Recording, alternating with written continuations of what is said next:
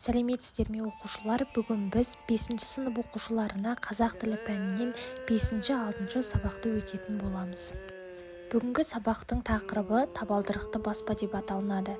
Бірінші тапсырма айтылым жазылым тапсырмасы. Суреттерді сөздермен алмастырып айт, дәптеріңе жаз. Бірінші тапсырма құр ер тоқымға отырма, үйде ысқырма, үйде адам санын санама, бір қолмен нан үзбе. Екінші тапсырма жазылым тапсырмасы. Үйде үлкен адамдардан қандай тыйым сөздерді жиі естисің, дәптеріңе жаз. Оны қалай қабылдайсың, өз ойыңды сыныптастарыңмен бөліс.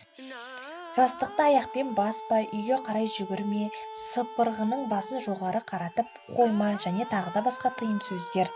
Үшінші тапсырма тыңдалым оқылым тапсырмасы. Ең бірінші мәтінді мұқият оқимыз, мәтіннен түсінгенімізді айтамыз.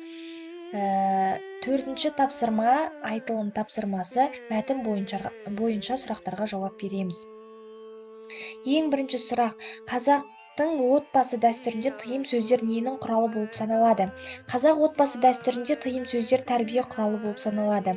Тыйым сөздер арқылы балаларды неге үйреткен? Тыйым сөздер арқылы жамандықтан алыстатып, жақсылыққа үйреткен. Табалдырық қазақ халқында қандай ұғым болып саналады? Табалдырық қасиетті ұғым. Табалдырық ненің шекарасы?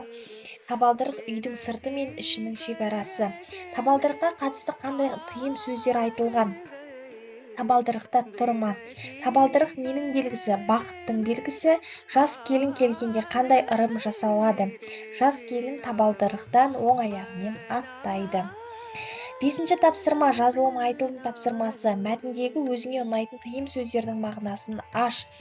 Табалдырықта тұрма, үйге келетін жақсылықты қайтарма. Қазақ халқы жақсылыққа, берекеге ерекше қарайды. Үйге кірейін деп тұрған бақыт пен берекенің жолын бөгеме деген мағынада айтылып тұр. Алтыншы тапсырма жазылым тапсырмасы. Мәтіндегі қою қаріппен берілген сөздерге сұрақ қой. Сөйлемдегі сұраулы сөйлемге айналдырып жаз.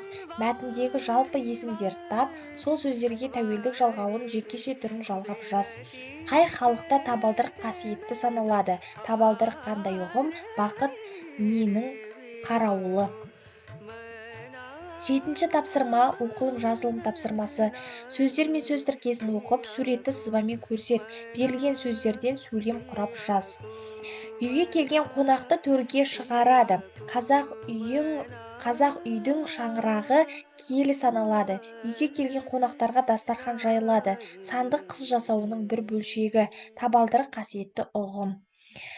Сегізінші тапсырма жазылым тапсырмасы. Мәтіннен алынған сөздердің антонимін тауып жаз. Қасиетті қасиетсіз, сырты іші, төр босаға, кедейлік байлық, жаман жақсы, құтсыз құтты, жас кәрі, кіру шығу, атта аттама, оң сол. Тоғызыншы тапсырма оқылым тапсырмасы. Көп нүктенің орнына тиісті жалғауларды қойып оқы. Халқында шекарасы, табалдырықты бақыттың табалдырығынан. 10-шы тапсырма сөз жұмбақты дұрыс шешіңдер. Өздеріңе таныс сөз шығады. Жалпы есім табыңдар. Жауаптар: табыс, ал, бата, ана, лақ, дос, шаңырақ, рахмет, ыдыс, қара. 11-ші тапсырма жазылым тапсырмасы. Сөз жұмбақтың шешуін тәуелдеп жаз. Менің табалдырығым, сенің табалдырығың, сіздің табалдырығыңыз, оның табалдырығы. 12-ші тапсырма айтылым тапсырмасы. Жағдаят. Анаң екеуің қазақтың дәстүрі туралы әңгімелесіп отырсыңдар. Тақырып бойынша диалог құрыңдар, жалқы есімдерді пайдаланыңдар. Анашым, тыйым сөздер бізге не себепті қажет? Балам, тыйым сөздер балаларды жамандықтан тыйып, жақсылыққа үйретеді. Табалдырық дегеніміз не? Балам, табалдырық қасиетті ұғым. Анашым, табалдырыққа қатысты қандай тыйым сөз бар? Балам, табалдырықты баспа, бақыт қашады деген тыйым сөз бар. Сонымен оқушылар, бүгінгі сабағымыз аяқталды. Менің каналыма тіркеліп, лайк басып, пікір жазуды ұмытпаңыздар. Сау болыңыздар. Келесі сабақты жіберіп алмаңыздар.